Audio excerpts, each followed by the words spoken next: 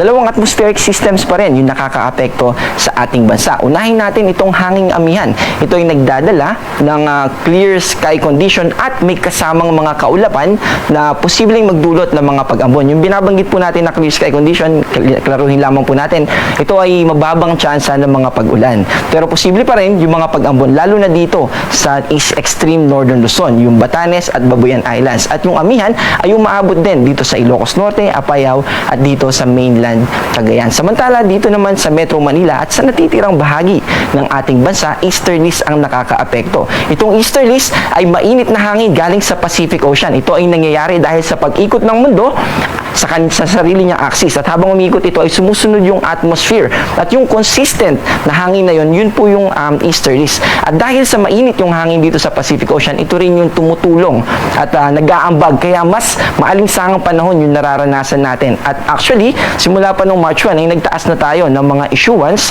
na may patungkol sa heat index.